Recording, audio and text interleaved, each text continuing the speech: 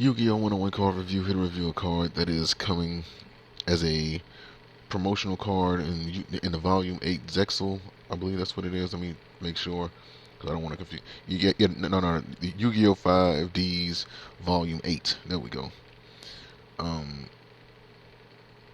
Pack.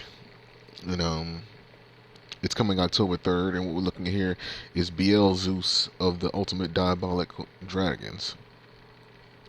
Beelzeus of the Ultimate Diabolic Dragons. So, I mean, like with the way the name is set up, I don't know if it's going to be like an archetype based on that name. You know, like Diabolic Dragons, that means like more than one. So I don't know if that's like hinting towards something. But nevertheless, it's a Dark Dragon Synchro Effect monster, level 10, attack 4,000, defense 4,000. Description: one Dark Tuner, two or more non-tuner monsters. Cannot be destroyed by battle or by card effects. Other monsters you control cannot attack. Once per turn, you can target one monster your opponent controls. Its attack becomes 0, and if it does, you gain LP equal to that monster's original attack. Also, any battle damage this card inflicts to your opponent is halved this turn. This turn is halved. So, one thing that I've always been very outspoken about when it comes to monster card effects and the monster summoning requirements is, does the summoning requirement match the monster's card effect? You know, if they have, such as this card, if the card effect is really good, which it is, I mean, it is tremendously good, way better than its original counterpart. Is the summoning requirement, does the summoning requirement match that in terms of how difficult it is to get on the field? Now, I'm gonna put it to you like this: uh, the original, the original counterpart of this card, BL's, is level 8. It requires a Dark Tuner and it only requires one other non-tuner monster. With this one, it's level 10, so you have two other levels to worry about. Then you require a specific tuner, which is a dark attribute tuner monster, and two non-tuner monsters. So you have to use 3 monsters regardless, you know, to get this monster out. And even though it's not as difficult as, summoning a monster like this, like a couple of years ago, uh, would be,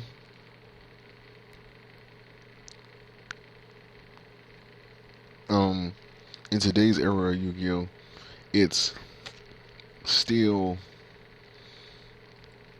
um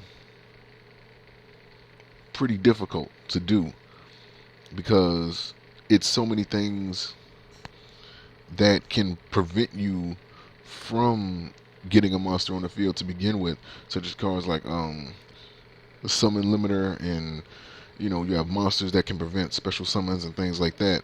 So you do have to worry about that. Now, the monster effect is pretty fucking outstanding. It's like literally you can target one monster and you can make their attack 0. I mean, that right there is just, you're pretty much guaranteeing like at least like 2,000 damage right there at max, because when you use that effect you can't, do full damage. You have to half the battle damage that you do to your opponent. But so at max you'll be able to get like 2,000 if you use the effect. But nevertheless, man, you're reducing an opponent's monster's attack to 0. That wouldn't work against certain archetypes, such as the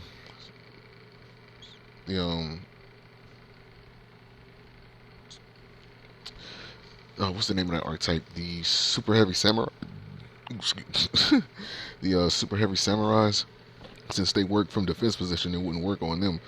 But the majority of archetypes out there have to deal with it, or the majority of builds, I should say, that have monsters that operate in attack mode, or that benefit from having monsters in attack mode. They would pretty much have this to worry about. Now, do I think a card like this needs to be nerfed? Do I think it needs to be, semi-limited or limited? It depends on how often people use it. I think people are going to be leaning towards cards like its counterpart a lot more, since it's easier to get out, and it's pretty much just as you know, it's just as dangerous as this one is. The only difference is I say that this card right here could beat it because it can reduce one monster's attack to 0, which as in BL's, um, you know, it just gains attack, so based on the damage that it took, or like the damage that the player took. So as far as what can get us out, um, I can't really say for sure where to go good with it. I can give you some suggestions because me personally, I haven't been paying attention to Yu-Gi-Oh as lately like that. So where if this was like a couple months back when I was into it, like really heavy into it, and I was researching cards the way I normally do, I would be able to give you some deep suggestions. The only thing I can say is there's a couple archetypes that shouldn't have a problem special summoning this. For example, like the Shadows, I'm pretty sure it would be fairly easy for them for that archetype to be able to get this dragon out. Um, I would say the Agent of Entropy Uranus, since that's like a level 5 Dark Tuner that can be special summoned as long as you have um the Sanctuary of the Sky on the field. It can be special summoned from the hand, and maybe you'll be able to work something with that. Um, I would say Black Salvo. At least I think that's the name of that monster. It's a level 4 Dark Tuner that can special summon. No, it's a level 3 Dark Tuner that can special summon a level 4 or lower machine type monster, I believe, and out your graveyard when it's normal summon. And then all you need is like a level 3 on top of that. So maybe you can get like I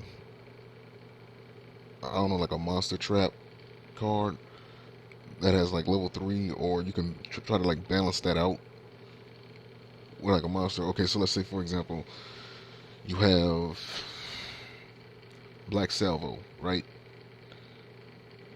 Black Salvo is a level 3 monster. You activate a monster trap that's like level 4, because that's like the standard for like the monster traps to be level 4. Um, but I think like Quantum Cat and another monster trap, like the Swamp Monster or something. I swear I can't remember the name of these cards, but I think you guys know what I'm talking about for those who've been paying attention to the cards and everything. But like I know Quantum Cat was one of them, and I think another monster uh, called Swamp something.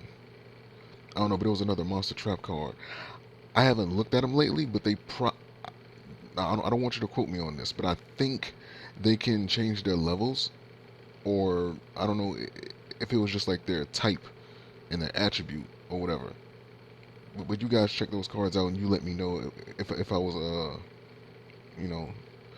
But I think those cards can change their levels when they summon. I'm not 100% sure on that, so don't quote me on it. But those could be two possibilities. Um, what else?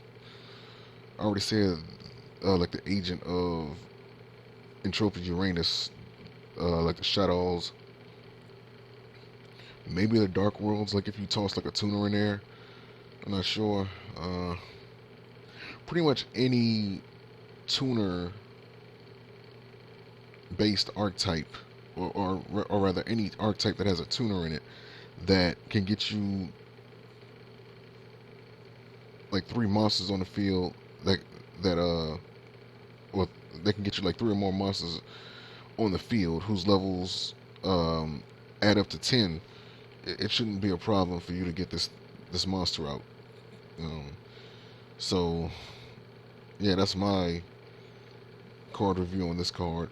It's going to be a challenge trying to get it out, but I think for some archetypes it's going to be a hell of a lot easier than others, obviously. But nevertheless, man, link to this card is going to be in the description. You guys can check it out, and I'll see you for the next card review. Peace.